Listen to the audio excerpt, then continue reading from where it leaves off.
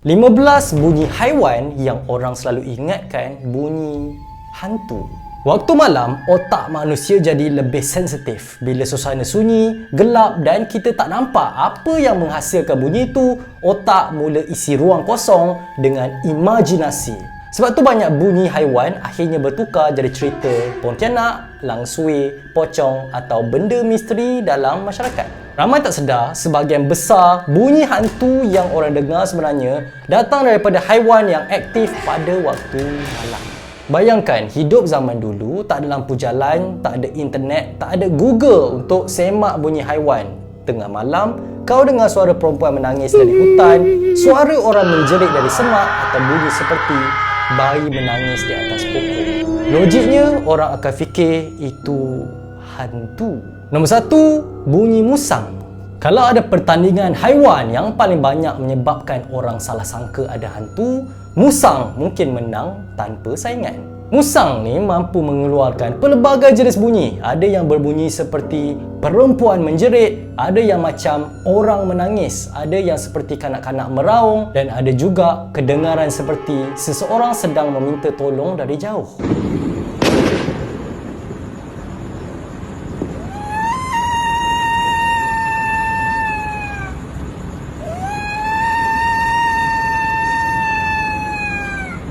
Yang membuatkan bunyi musang lebih menyeramkan ialah selalunya berlaku secara tiba-tiba.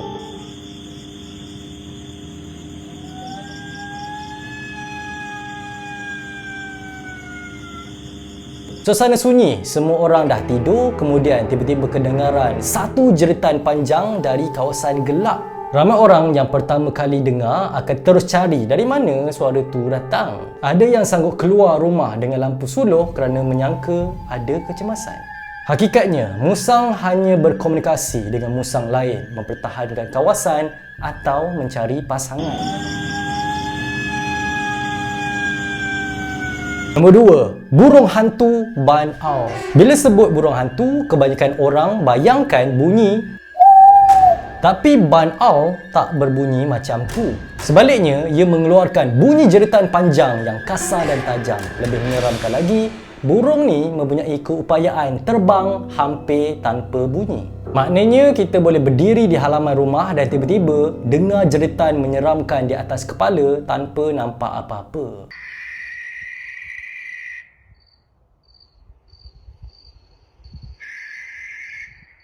Pada zaman dulu, bunyi ni sering dikaitkan dengan petanda kematian atau kehadiran roh. Di banyak negara, burung ni dianggap haiwan yang paling menyeramkan bukan kerana rupa tapi kerana suara. Kalau dengar rakaman bunyinya tanpa diberitahu itu burung, kebanyakan orang akan meneka ia datang daripada makhluk dalam filem seram.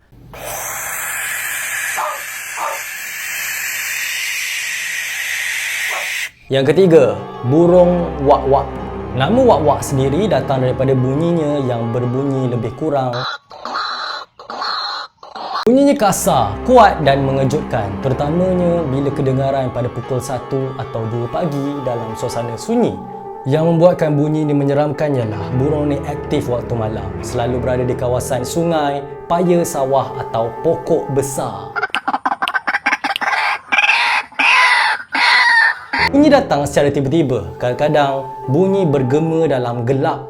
Orang yang tak nampak burung tersebut mungkin fikir ada seseorang sedang menjerit dari jauh atau bunyi nenek kebayan. Celaka kau ni. Tembak. Dalam cerita rakyat Melayu, bunyi wak-wak sering dikaitkan dengan Pontianak Langsui, penunggu pokok besar, petanda sesuatu yang pelik akan berlaku. Sebenarnya tak ada bukti saintifik untuk kepercayaan tu. Ia lebih kepada sebab burung ni aktif ketika kebanyakan manusia sedang tidur, jadi bunyinya terasa luar biasa. Nombor 4, rusa. Kalau tengok rusa kat zoo, susah nak percaya haiwan ni boleh menghasilkan bunyi yang menakutkan. Namun ketika musim mengawan, setengah spesies rusa mengeluarkan jeritan yang hampir sama dengan suara manusia. Ada rakaman yang membuatkan orang yakin terdapat wanita yang sedang menjerit dalam hutan, padahal apabila kamera diarahkan ke sumber bunyi, rupanya seekor rusa jantan.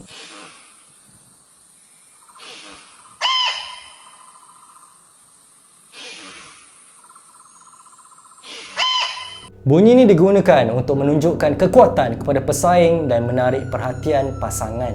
Tetapi kepada manusia yang tak tahu, ia kedengaran seperti seorang sedang ketakutan atau sedang dikejar sesuatu.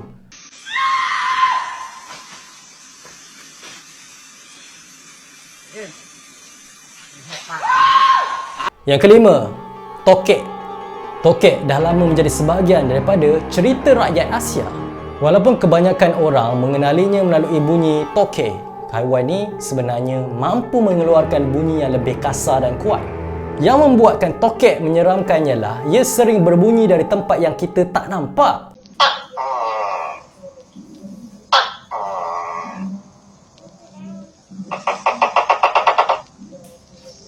Kadang-kadang dari atas siling, belakang almari atau celah bumbung. Tengah malam bila seluruh rumah senyap dan tiba-tiba kedengaran bunyi kuat dari atas kepala. Memang mudah untuk imajinasi mula bekerja lebih masa. Mulalah kepala tu fikir macam-macam. Yang keenam, kelawar musang terbang. Ramai sangka kelawar hanya mengeluarkan bunyi halus yang manusia tak dapat dengar. Tapi musang terbang lain. Saiznya jauh lagi besar dan suaranya juga lagi kuat.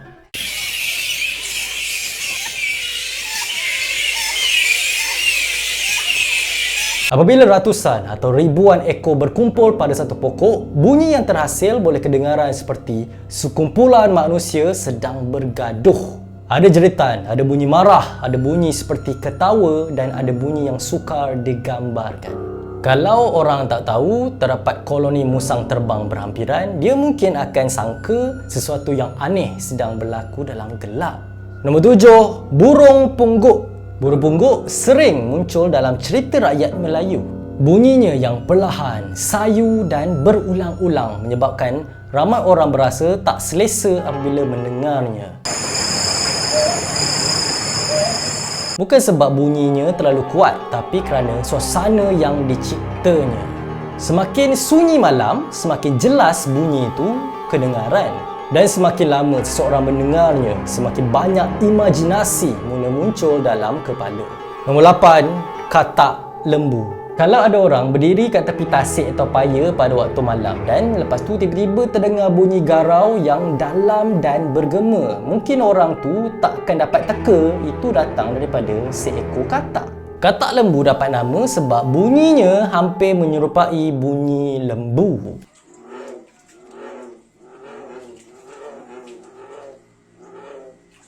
Namun dalam suasana gelap, bunyi itu kedengaran lagi menyeramkan. Lagi-lagi kalau bunyi itu datang dari kawasan yang tak dapat dilihat kerana dipenuhi semak atau kabus. Nombor 9, burung nightjar. Nightjar merupakan antara burung malam yang paling misteri. Ia aktif ketika kebanyakan haiwan lain sedang berehat. Bunyinya berulang-ulang dan kadang-kadang kedengaran seperti seorang sedang berbisik dari jauh.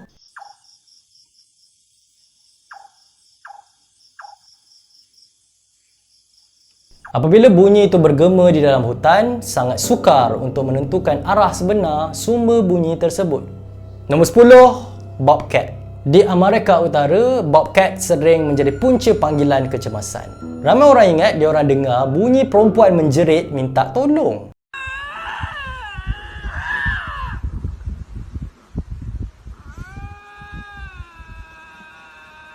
Apabila pihak berkuasa datang periksa, rupanya cuma seekor bobcat.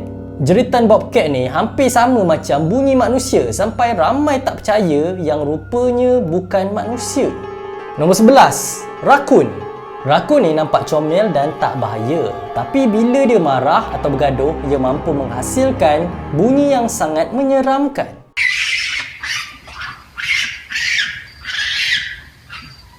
Jeritan rakun boleh kedengaran seperti kanak-kanak menangis atau seseorang sedang mengalami kesakitan. Ramai orang pertama kali dengar ingatkan ada orang dekat luar rumah.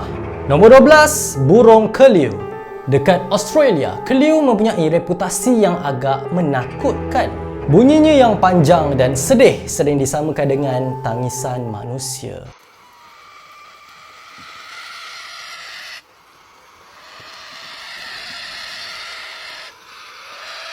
Ramai pelancong yang menginap berhampiran kawasan hutan atau pantai mendakwa mereka tak dapat tidur selepas mendengarnya buat kali pertama sebab takut. Yang ke-13, anjing. Sejak beratus-ratus tahun dulu, manusia sering mengaitkan lolongan anjing dengan perkara mistik.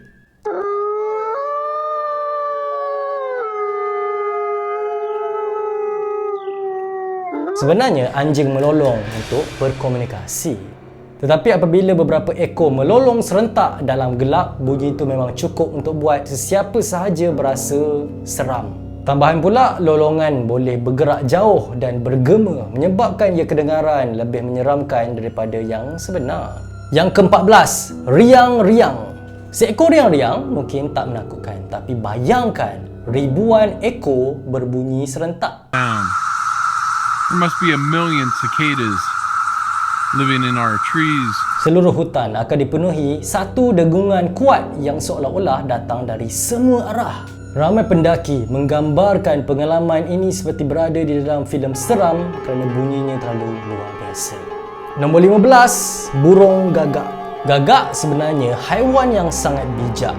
Namun sejak dulu lagi ia sering dikaitkan dengan kematian dan malapetaka. Apabila seekor gagak berbunyi berulang kali di kawasan yang sunyi, ramai terus menganggap ada sesuatu yang tak baik akan berlaku. Sedangkan ia cuma seekor burung yang sedang berkomunikasi dengan kumpulannya. Kalau dikumpulkan semua rakaman bunyi hantu yang pernah tular di internet, sebahagian besar akhirnya terbukti datang daripada haiwan. Masalahnya bukan sebab bunyi tu pelik. Masalahnya manusia lebih takut kepada perkara yang dia tak tahu. Apabila kita dengar suara perempuan menangis dalam hutan, kita akan terus fikir Pontianak. Kalau kita dengar jeritan dari atas pokok, otak terus fikir langsue. Padahal dalam kebanyakan kes, pelakunya cuma seekor musang, burung hantu atau burung wak-wak. Kalau anda suka video ni, jangan lupa subscribe channel ni. Jangan lupa juga like, share dan komen. Berikan pendapat anda di ruangan bawah. Nama saya Daniel. Terima kasih kerana menonton. Selamat tinggal. Jumpa lagi. Assalamualaikum.